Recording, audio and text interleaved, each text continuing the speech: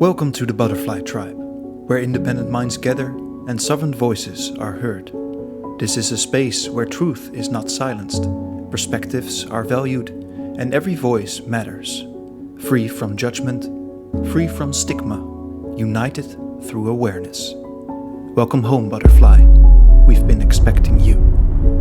I call God Allah. Yeah, I call God God. Okay, if you don't see that that is the same thing, just a different language, then you're lost. What they eventually want is to trigger civil wars within Europe so they can rebuild the system from zero. Like now what you see is they're making Europeans really angry, and it's working. There's good reason to be angry, but the moment that that's projected upon whole groups, we lose the plot. You know, it just goes wrong. And that's exactly my what point. they want. Yeah. This path of suffering that we are walking comes also paired with seeing what reality truly is. Children are being raped. Babies are being fucking eaten. Welcome back to Tribe Radio. Tonight, we are going into a subject most of the media avoids. Most politicians soften, and most institutions would rather bury. We are talking about the massacres of Christians in parts of Africa by Islamist extremist groups. We are talking about villages attacked in the night, churches burned, families butchered, children murdered, women raped, people kidnapped, and entire communities erased from land they have lived on for generations. And we are also talking about the system behind the violence. Because these atrocities do not happen in a vacuum. Extremist groups do not survive on ideology alone. They need weapons, they need money, they need safe routes, they need corrupt officials, they need weak borders, they need silence. And sometimes they benefit from the reckless games of governments, intelligence networks, foreign policy elites, and the regional power brokers who use chaos as a tool. This is not a call to hate ordinary Muslims. Inshallah. Ordinary Muslims are not responsible for every crime committed by extremists. But Islamist extremism is real, and the suffering of Christians in Africa is real. And if we cannot say that clearly, then we are already controlled. Ruben, welcome back. Thank you. Why do you think governments and media institutions are so careful with their language when Christians are the victim? Well, I think because there's a deep, deep truth in the narrative that Christianity provides, that is not necessarily as clearly present in other religions. Not to say that Christianity is somehow superior, because I know that Islam also acknowledges Jesus Christ as a prophet, and therefore also indirectly, at least, and probably also directly, recognizes the Christ principle. Although I know there's a lot of discussion about the Trinity and what that would be, and then there's disagreements between many people from the side of Islam and people from Christianity. But both religions and all philosophies and all movements in general have people who embody the actual message that is being transferred through these narratives, and there's people who are dogmatics, who lose themselves in the narrative, in the story, and start killing others that disagree and these kind of things. And they are never the ones that are actually embodying that divine, holy religion, whichever it is. Like I don't even see these Islamists as true Muslims in that sense, because as Islam states, all people are born Muslims. So what a Muslim is can only be a pure human being. And also Islam itself, surrender to the one. So unity consciousness, and the one is within all of us, and that's Christ. That's the Christ principle, to realize that the witness within is God. That's why God sees everything. That's why God witnesses everything, knows everything that happens within everybody, because it's us in essence. So if people start to kill others for not following their narrative and not saying it their way, they completely lost that connection. So they are not at all religious. Yeah, in a and way that. that's Right. very different with Judaism, for example, where in the Talmud they say that the Christ is boiling in hot feces in hell, and Maria is a whore. That's the kind of stuff they teach in the Talmud, for example. So it's interesting to see that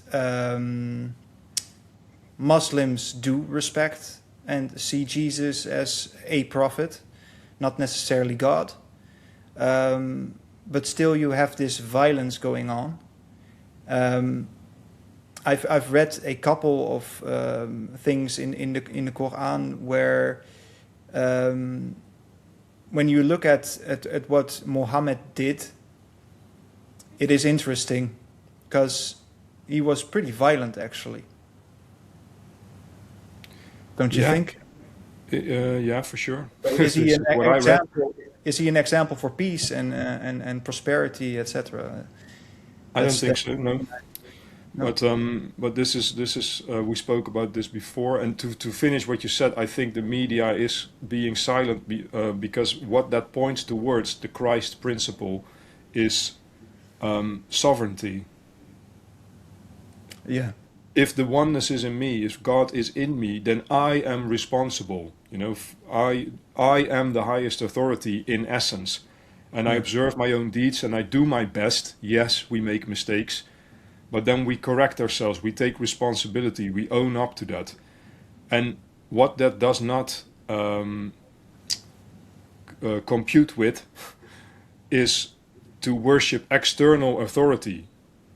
So the people in power that push these like power structures, that own the media, that own the money system, that own the real hard power structures, that push narratives, like the churches do that as well, both of Islam, Christianity, Jewish, all churches are power structures in that sense because they have a hierarchical structure in which a certain narrative is pushed and the experts on the narrative communicate to the normal people, right? To their followers in a way. So they don't go against these experts, and therefore they are in a way slaves of those experts that bring that narrative. They are following the narrative that they give. So that's the real hard power, Yeah. and that in that sense Christianity, because it points more clearly towards that responsibility, is undesirable to those who want to install these institutions of centralized power. Yeah. If we So don't when we just centralize go back to internally, the we centralize outwardly, and yeah. that's hell. That's hell on earth. That's the pyramid instead of the circle. Yeah. Yeah, it's interesting to see that Christians aren't being defended any longer by institutions, so governments, politicians. It's even in the Netherlands we see this very clearly. They are even being sort of erased from the culture little by little, taken as being extremists themselves. You know. Yeah, it's completely, and yeah, it's definitely under attack worldwide. And why do you think so? Why do you think that? What's the strategy behind that? What do you mean? Sorry. What is the strategy behind dispowering Christianity? How they do that? You mean? Or because the why No, is because why? they don't want us to be embodying God on earth. Because then we don't listen to their stupid games anymore, which are based in technology and money and all these power structures that are basically a leech upon the natural ecosystem that we are part of, the creation itself. Like the moment that you realize, like I had Jehovah's Witnesses on my doorstep like years ago, and I asked them, like, so guys, like, what do you actually do? How does your religion reflect in your lifestyle? Like, and they couldn't really come up with anything really, like I asked, like, are you growing your own food? Are you only wearing natural clothing? Are you only doing things that are aligned to the creation, to nature? Are you eating things that are completely free of synthetic additives? Are you staying away from synthetic pharmaceuticals? Are you living in harmony with the creation? Are you really trusting God? Are you really trusting the body that is the temple? Are you taking the best care of that the way the creation meant that? No, nothing of that. So what are they actually doing? They're just reading a book and they're regurgitating stuff from the pages, So, but those books, they do point towards wisdom. If you really look at it, then you can see like, okay, if I know that this book is meant to inspire a certain way of life, then I need to own that and I start to live completely differently.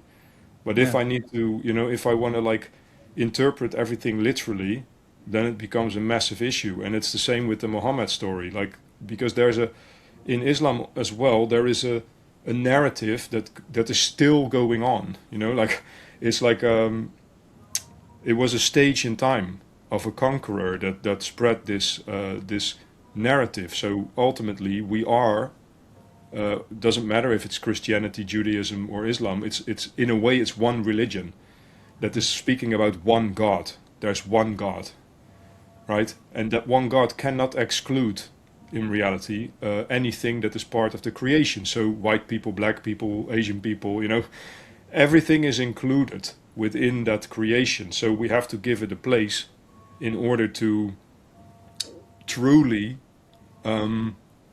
live aligned to the creation and to God's will. And there's many people getting lost in I call God Allah. Yeah, I call God God. Okay, if you don't see that is the same thing, just a different language, then you're lost. And these people that you spoke about that take Muhammad as an example in our times and start like chopping people up because they don't live, they don't wear the same hat as they do, and their women are not covered up. Like they are not with God. They are the barbarians. They are evildoers for sure. That's why we should call them out. Little side note. I dated a Jehovah Witness one day for a couple of weeks, and they're very intelligent people, very beautiful women as well. But it is a cult, and they operate a little bit on the same level as the Jewish cult, where if you are not a Jehovah Witness, then you cannot become part of the tribe. And I literally experienced this, as I am not a Jehovah Witness, but we both fell in love, and so this had to happen for a reason. I learned a lot from it. But they are also waiting on the end time, where there will be only 250,000 or 300,000 people remaining on Earth, and this is the Jehovah's, and all the other people are going to die. Well, there's more Jehovah's than that. But that's what they believe. Maybe it's millions, like in the 300 million. I don't remember. But what I found interesting is when I asked her, how do you look at the system? How do you look at governments? Because they are completely corrupt. You know that. And she was vaxxed. And I said, you shouldn't have done that. And she said, yes, I know. But why did you do it? Well, she was a teacher. And so she felt responsible towards her pupils to give the right example, right? But to get back to how they look at governments, then she said that in their Bible it says that God commanded them to obey to the governments. So for me, that's already like, okay. I mean, it's like, was that book written by governments, or like? Yeah, that has nothing to do with. yeah, it has nothing to do with divine teaching, right? So No. for me, and that's my sole opinion, this is also indoctrination program, just like most religions, actually. Um, yeah, just a side note I wanted to share. Because if we Yeah, talk about religion, it's an interesting thing if they say that people should listen to government. I mean, government, right? Like mind, meant, govern, control, mind yeah, control. That's literally what it means. it So, literally is that. Yeah. so the government, the real government, is parents and should Hmm. always be parents. And Yeah. there should be, like I said before, like a cultural narrative of stories and traditions that communicate eternal universal principles about the law of cause and effect and how life works, whatever keeps us healthy, strong, beautiful, happy. You know, these things should be communicated through these stories that our parents tell us and the traditions that we live together, the recipes, the cuisine that we have aligned to the ecosystem and the seasons, you know, everything natural, everything healthy, sports, games, to teach them to lose and to win and sportsmanship and, you know, all of that. Principles of honor, like, but nothing should be given by that or forced by a government. The government, in the, if it even exists in the form that we have today, should be only busy providing and protecting, you know, and maybe nourishing and caring. You know, they should, a collective group of people organizes from the people that have that certain territory in order to, well, for example, have a military in these times, because not everyone is super conscious on the planet, so we will need to protect our space. So that's a need. Infrastructure, you know, roads to transport things, but not to serve these corporations, but to serve the people. And the people can have corporations. Yeah, sure, they can do business with each other, but even that, yeah, it should be limited a lot more than it is now, and not by force, but just by allowing people to grow their own food for free, to build their own house from natural materials locally, to not pay tax over that house, over those positions, because if the country is owned by the people, if the nation is the people's nation, who are you paying tax to, you know? It's your house. So to alleviate that stress, instead of creating this extra dependence on money, that would be freedom, you know. And also, when you inherit that house from your parents, like, there should not be tax on that. Who's putting that tax on that? That's a parasite. That's a parasite, you know, that wants to take away the house, that wants to leech money, that wants to own your time by putting financial pressure on you. So it's very simple. In reality, but it's very far from the program that has been repetitively told, you know, in all movies and stories and, you know, schools. And this narrative is just ventilated. Also in political discussions, they talk within this narrative, and it's all bullshit. It's all just a control system. And that religions are also adopted to that over the centuries, most of It's, them. yeah, it's to distract people from the real problem, and the real problem is actually governments. And they've been changing laws for decennia now, taking away more and more privileges that civilians have, you know, citizens. Which citizen is literally another word for slave. Just like burger in Dutch means a non-spiritual, non-thinking creature. You know, so then we can also go to black magic and etc. Words are spells, and we know all that. But let's go back to the foundation of this episode, and that is, why is this happening? This extremist ideology within religions, but now specifically Islam, and what is the fate of the West? Do we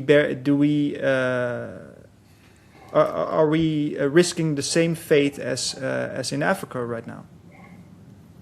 Because these people Well, it looks like that do this kind of sick stuff to children and women in Africa come from Africa, who go to, for example, the Netherlands and Britain, and these are all young men. They're not women. There are no children. yeah.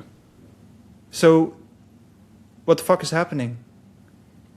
Well, You know? someone that hijacked a long time ago those governments and those institutions, like the EU, is all founded, not even hijacked, is founded from that kind of mentality.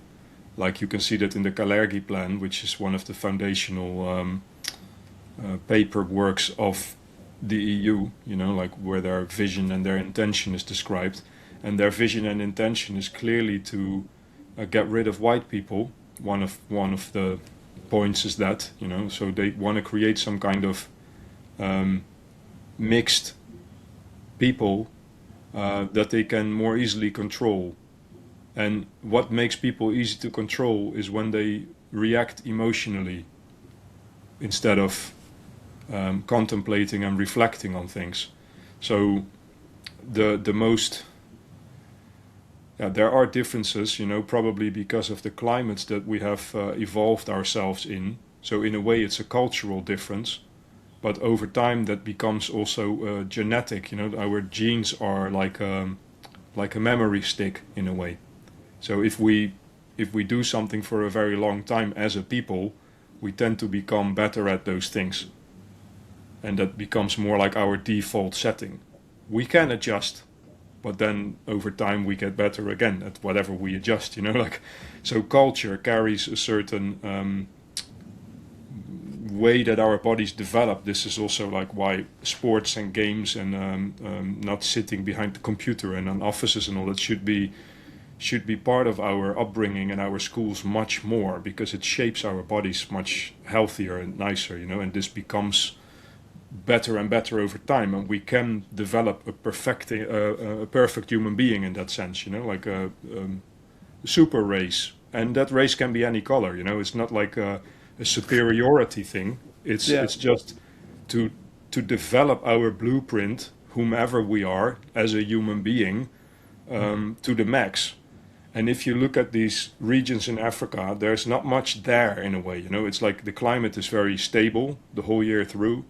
So they don't really have to adjust a lot. They can build their huts, and people laugh at that, like mud huts. But yeah, they don't need more. Why would you build more than you need? You know, that's not how humans function in general. You know, we just build what we need, and they can grab their coconuts and they can catch their fish and they can hunt the animals that they hunt, and nothing changes the whole year through. So it's a very different kind of mindset, with a lot more like time to just be, and it's very small communities. Like it was up until quite recently in history, those regions of Africa where these people are imported from were very simple. It was a very simple life, and now they have exploded in these modern times, also because many billions and hundreds of billions even, I think, are funneled towards Africa for decades already every year, to pump up their economies. But in reality, that money goes to the corrupt and goes to, just eat it up basically. you know. And but their population explode mainly because of that kind of help. But they don't. Also, they, just like Western people, have lost the connection to the ecosystem, to the natural elements. You know, like the mass of the population has lost that connection. And they have not adjusted in that short of a period of time their mindset to think ahead. To think ahead, like if you have winters like we had in the north, then if you don't prepare for the winter, like you need to build a house that is isolated, you need to have a place where you can burn your wood inside, so you need to build a kind of wood burner, you need to have the wood stored, you need to let it dry for a year or even 2 years, if you want to have it really nice and not smoke too much, and you need to do all these things like dry meat and make bread and ferment ferment your vegetables. Otherwise, you don't have food in the winter and you freeze to death, basically. So your whole family dies. So there's a serious like different mentality that has evolved in northern and white people, so to say, and also East Asians, and maybe others, you know. But there's a certain mentality there that is more common, at least, there than it is in those regions in Africa. So when you import those people, it doesn't match culturally, and it just doesn't match to the people here. So they do that on purpose because there's no, they want to destroy us. That's where they want to destroy our communities. It's very clear, and then also this radical philosophy / religion that has been installed in their brains. It's a program that they can trigger. So that program has certain like triggers, right? And that's I think what they're doing with Israel, with the whole Palestine thing, like all the abuse and the war and the horrible things happening makes people really angry. Not just Muslims, it also makes us really angry generally. But no one can do something about it, you know. But those groups of radical Muslims, they see the enemy in the West and Israel because they really think that we support that or something, which we don't. Yeah. I literally don't know anyone who supports that stuff. Yet it is projected upon us that we do because we're not doing anything against it. Well, how can we do anything against it? I don't know, you know. And everyone I know that tries fails, you know. People are killed, people are arrested, people are censored. Like, I don't know how we should do that. So there's a challenge there for us all. But definitely those people are used as a bioweapon. These black people from those regions, also based on race, not just religion. On all aspects, they are polarized against us. And it's justified because of a certain image they have of the West, as if we were like this white nations that colonized and that enslaved and that, you know, did all these things to others that we never did as a people. It was corporations that did horrible things, but not, you know, the normal Dutch people, for example. No one has any kind of benefit from that. There were no black people in Holland like up to like 80 years ago or something. They just didn't exist. So it was in no one's mind. This kind of racist mentality did not exist. No one was busy with that. This is all made up, you know. So that narrative is pushed upon us only to make people hate us, to create this projection. So it's a spell of division in which these people are programmed and used as a weapon and brought in here. So yeah, I do think that what you say is happening in Africa, it's already happening. Like the other day, there was some extremist Muslim dude who beheaded a German boy, you know. And this is happening. This is happening every day. People are killed in Europe. Many people are killed every day, actually, by immigrants. This is a fact, you know. And the rape is also. Sorry. And they don't fucking talk about it. No, because they own the media. Yeah, but you know, I know from trusted sources that what they eventually want is to trigger civil wars within Europe, so they can rebuild the system from zero, the financial system, but also the civilization itself, actually. You know. Yeah, I think they're gonna succeed in a way, not the way they think. I don't think their plan will work till the end, but I do think that they will create a lot of chaos. They are already creating a lot of chaos, in fact.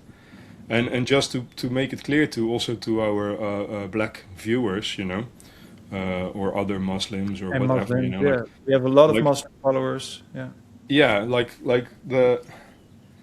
this story goes for all of us, and the reactionary forces, like now what you see is they're making Europeans really angry, and it's working, and they're making Westerners in general really angry, and it's working, you know, and there's good reason to be angry, but the moment that that's projected upon whole groups, we lose the plot, you know, it just goes wrong, like, and that's exactly my point. What they want. Yeah. And I think that our black brothers I wrote this little piece the other day on somewhere as a reaction on a social media post, that I think, like, if you're black and you see this happening, I think there's a real need to form a group that, with a symbol, a flag, a philosophy behind it, to really organize a group that addresses and distances themselves from these racist black people that we see everywhere in the West now. Because the movement that will come against those racist blacks will not discern anymore at a certain point. Mm-hmm. And then it's just based on color, Exactly what these racist black guys are doing to white people will then happen on a much, much bigger scale the other way around. So this is where we're going. And I don't think that can be stopped, personally, because there's so much justification. There's so much harm done. In America, for example, 250,000 Americans, white Americans, have been killed by black people. That's an estimation that I saw. And I believe it's true, because it's ridiculous what's happening there. So the movement against that, like, you better distance yourself from these racists, from these black racists, because you might be on the wrong side. Otherwise, you might be like just this generalization might label you one of them, So and you do see this, that some black people are starting to speak out, but I really hope they're becoming more loud, because ultimately we just want to have a brotherhood of civilized people of all colors and nations. And I see the logic in the rainbow warrior story. We're different colors of the rainbow, but we're one rainbow. And those who want to attack the other color, they are the ones that we need to dissociate from, that they need to listen to us, not the other way around. We shouldn't go with them, So that's why we have to call out those who try to manipulate us. And in my eyes, they're being used as a weapon. That's the extremist Jews. So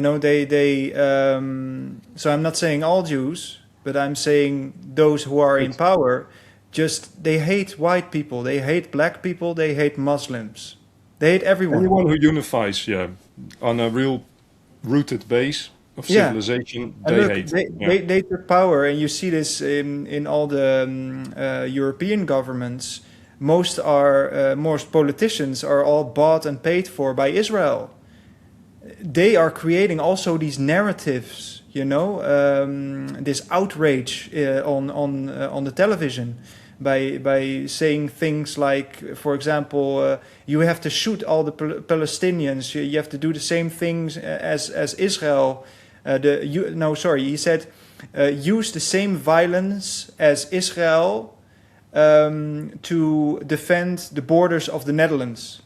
There's a guy who said that, and I wrote his name down somewhere, but I did some research on him, and he is actually an Israeli.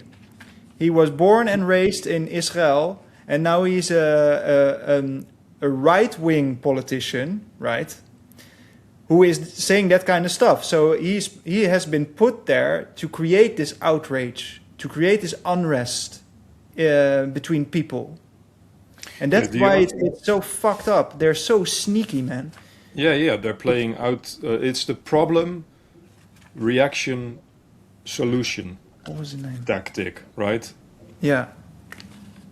So I don't know who you mean, but I do understand the principle. Yeah. Yeah, it's problem, reaction, solution. So the moment that they create a program, right, and they created, for example, the Zionist Christianity as well, in America, right? These people who act like Israel is paradise, and everything that you need to protect them above all. But then it's so see-through that it's easy to name a state Israel, right? You can name anything Israel. I can name my cat Israel, like.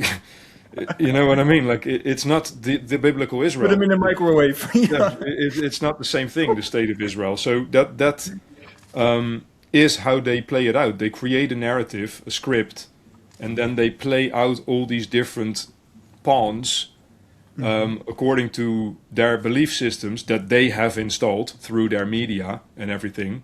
These programs, and then it becomes completely predictable how they react. Yeah. That's what they're doing. So they know that because they pissed us off, because they have our daughters and our mothers and sisters raped, and they have our brothers killed by these immigrants that they pushed upon Europe, they know that there will be a reaction. And that reaction is emotional. There's anger. And that blinds people. Emotion blinds people. And then they present the scapegoat. Then they say, like, it was them, it was Iran, or it was the Russians, or it was whomever, They come up with this story, and then they try to bring people to the point where they get too tired of even thinking. They just want justice, so they just want to fucking react. They just want to punish someone. Yeah. And that sentiment makes them into the tool of the exact people that brought that shit to them in the first place. Yeah.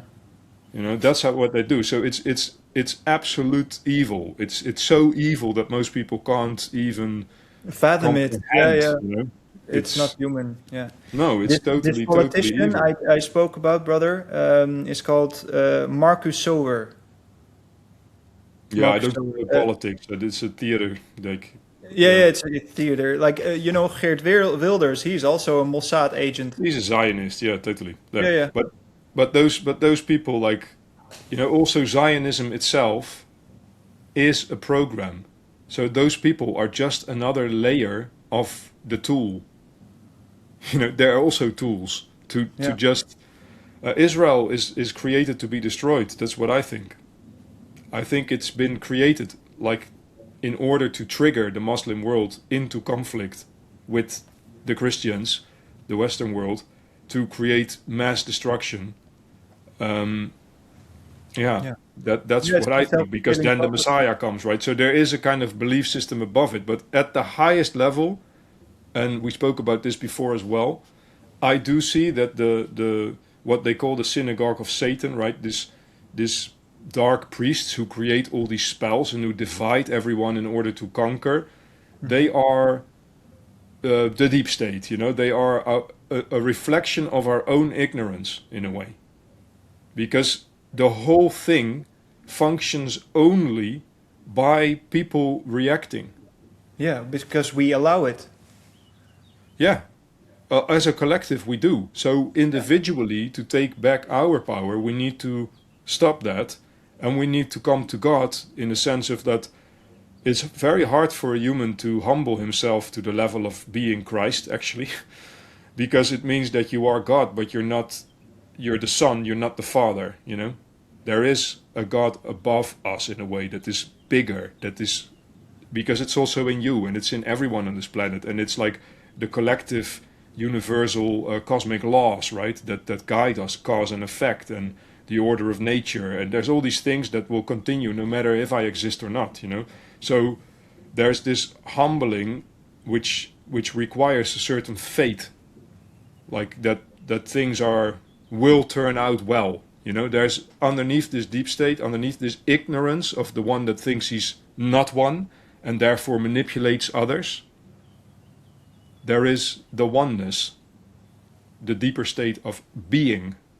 And that's God. That's the real unity consciousness. So there is a spiritual aspect that we should always remember, because I can notice that even in these conversations with you, I can start to go to a dark place. I can start losing this faith in a way.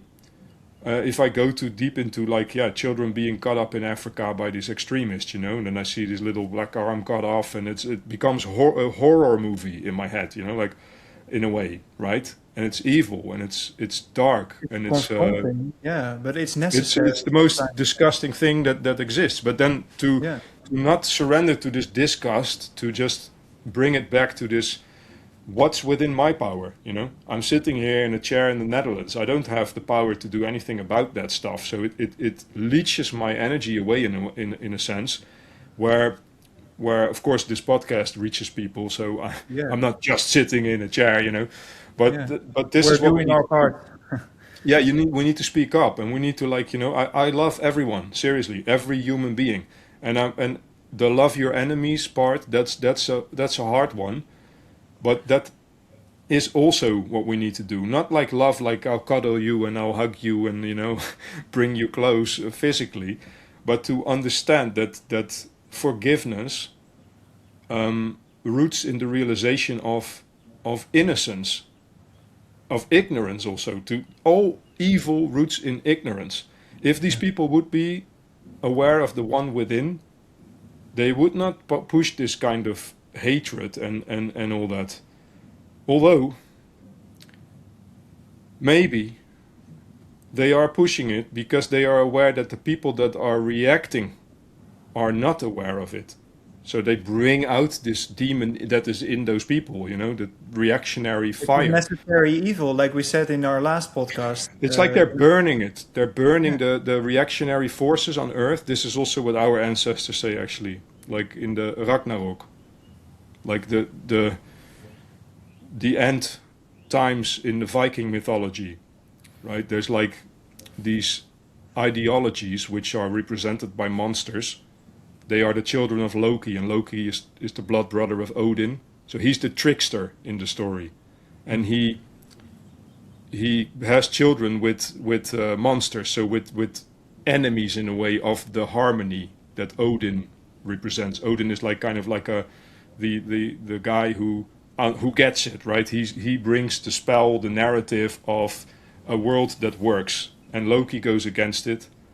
He's like the rebellion, the Lucifer rebellion, and makes these ideologies, these children, that then in the end battle they destroy the gods and the gods destroy them, and the only thing that remains is the true, the good, and the beautiful, right? Balder, that's a god who is reborn, and he's super beautiful and he's super pure and everyone loves him. So he's the universal way of life, and he's the god of the new world.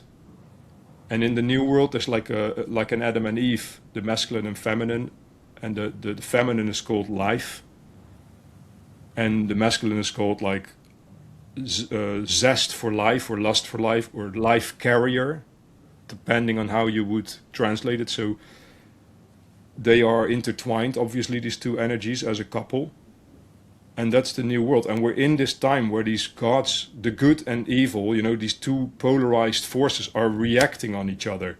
They're canceling each other out, but it's the reactionary force itself that is representing the belief in separation, right? Where we don't have conversation using our words of reason and our arguments of verbally. No, when we make it into violence and a fight, that's where the real evil happens. We should have open conversation without any censorship. That's the real religion. That's the circle. The circle. Yeah. That's it. That's why we have these conversations, and we are also growing in how to handle these conversations. How I can be a good host, for example. I'm learning still, but people will see us evolving as well. And people, please, if you like these conversations, then like the video, share it with people around the world, like-minded individuals. Who would value these kind of conversations to broaden their perspectives, and I hope you find hope as well in these conversations. I wanted to go back a little bit on what you said, brother, when you said we shouldn't focus on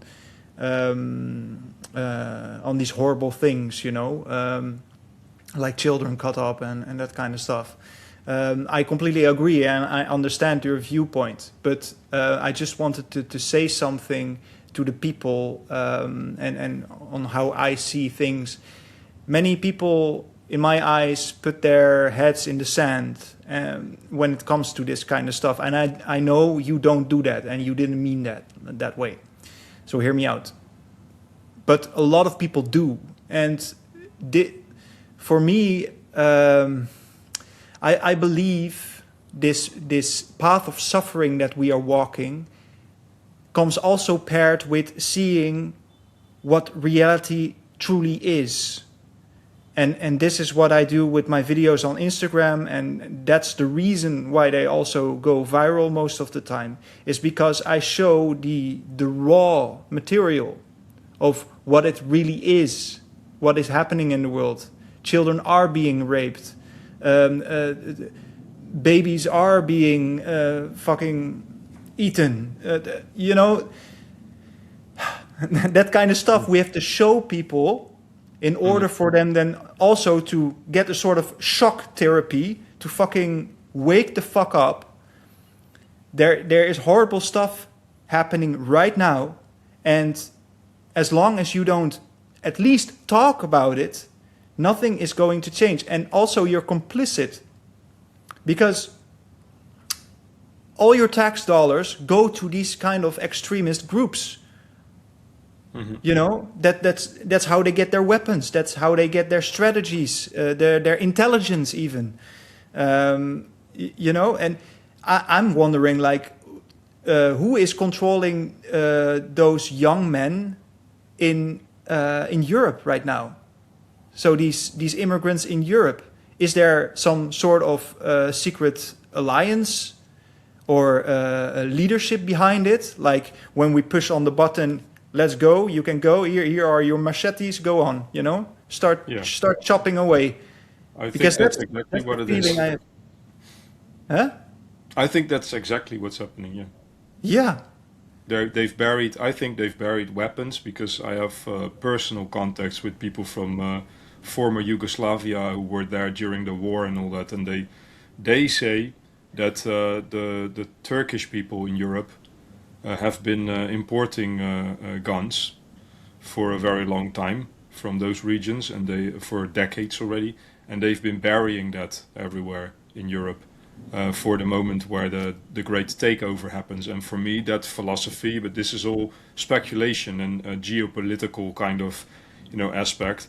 I think there's a great logic that I see in a kind of ethnic Turkic dream of some people, you know, including the ones in power in that country. But it's not just the country, you know, the whole of Central Asia into China as well. China has 200 million Muslims, and they are also speaking Turkic languages. So there's hundreds of millions of these people who fall into that language category, and there are forces definitely that are trying to unite them as one kind of nation. So it's not Islam, it's a subcategory that sees themselves as superior in a way. And it doesn't mean that the people who speak those languages see themselves like that, but there is a force within their region that is doing that. It could be the Khazars. You know, the Khazarians are also Turkic, and they are. That's why, you know, I think that, and they call themselves Jews, right? They wear the mask of that religion, amongst other religions, you know, because there's also those who call themselves Catholic Christians who are from that group, and there's those who call themselves Muslims who are from that group, and you have the Jesuits. But we have to be careful, like, making it into an ethnicity. That's the point, you know, because they just use that to create their own kind of army. Like their own group, but within that group they don't want a circle, they want still a pyramid, you know, so they're also oppressing them, you know what I mean? Like there's no, it's all fear based, it's not from the heart, it's not from consciousness, it's from anti-consciousness, it's from and that's not necessarily what we were talking about either, because we were talking about the necessity it's a silent invasion, actually, in my eyes, what is happening right now. And I also spoke about this when the Dutch media 1 week ago asked me on a podcast, what do you think about the Islam in Europe and etc. And I said it is a tool that they're using, and it's a silent invasion. Yeah, and what they did, I think, is also they're preparing this move, because if you look at Ukraine was the biggest army of Europe. Before this war was started by those who hijacked the Ukrainian government, because it was not started by Russia, as most of your viewers will understand. But what it does is it kills a lot of white, capable men who are soldiers, right? It killed like 2.5 million of them right now, something like that in total, you know? Russians, but also 200,000 plus NATO soldiers from different nations who went to Ukraine, who are not Ukrainian. They're also dead, and there's about 2 million Ukrainians that are dead, right? And people think that these numbers are not the true numbers, and I don't know 100%, but this seems to be close to the truth. in everything I can find. And also, I followed this for years before, but I stopped that because of the very same reason that I just mentioned. Like, it brings me down when I see all this, like, minced meat formerly were people, you know? Like, it's very dark. And what they're doing, like, they brought all these NATO weapons to Ukraine. They bring everything to Ukraine, and it's all being destroyed. Everything will be destroyed that is there. So they're weakening the armies, and then they're pumping it up again, and they bring all this like cannon fodder, and all of a sudden you see all these commercials with white guys. All these commercials, also in America, they want to do the same thing, conscript them to go to Iran and whatever. And Iran is also like, it's impossible. It's a fortress. It's mountains. It's 92 million people. They're willing to die for their country, especially if you attack them. You know, of course, they're not going to roll over. They're going to just create mass graves, you know, for everyone that comes there. So it's this preparation of these killing fields, and I think they want to send our men there, and then we're left, our women and children and old people are left with these immigrants, who have already been armed and who are already organized through the structure of these mosques and other cultural centers and whatever, you know, and it just smoothly transitions to Muslim Europe, you know.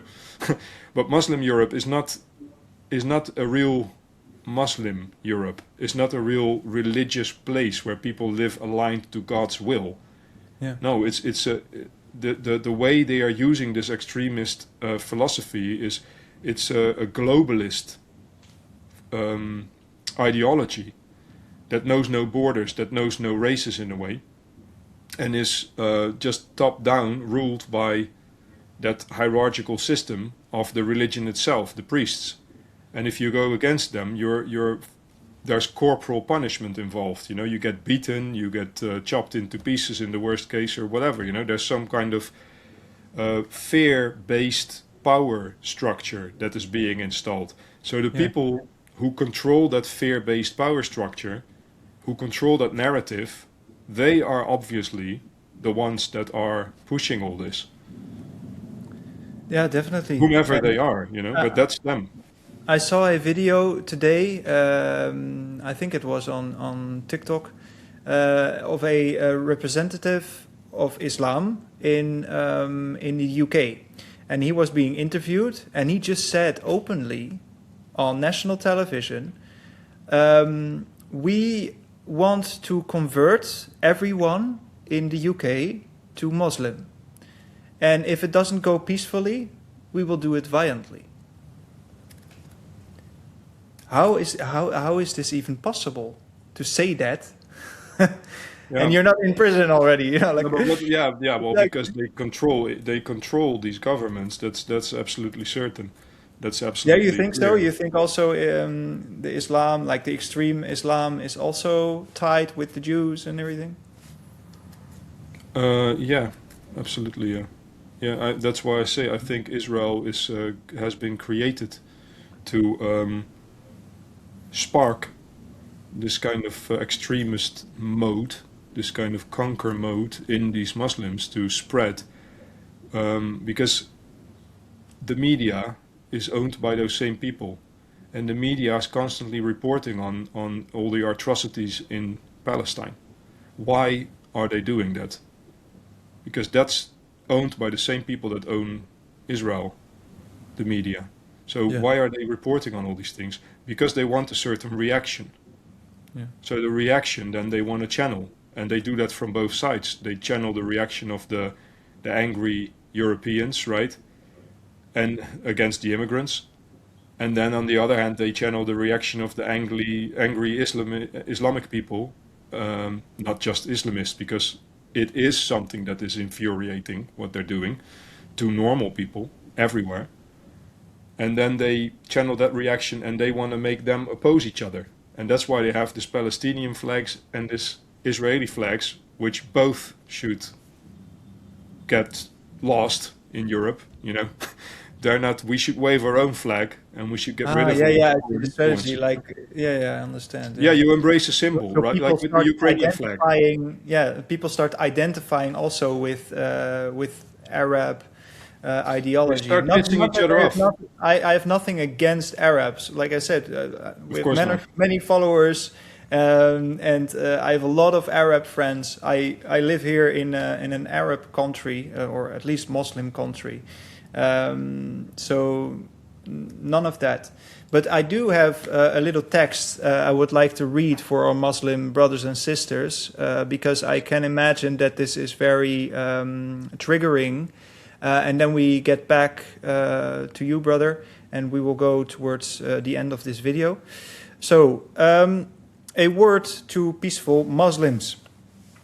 And to peaceful Muslims listening, if you reject these atrocities, your voice matters.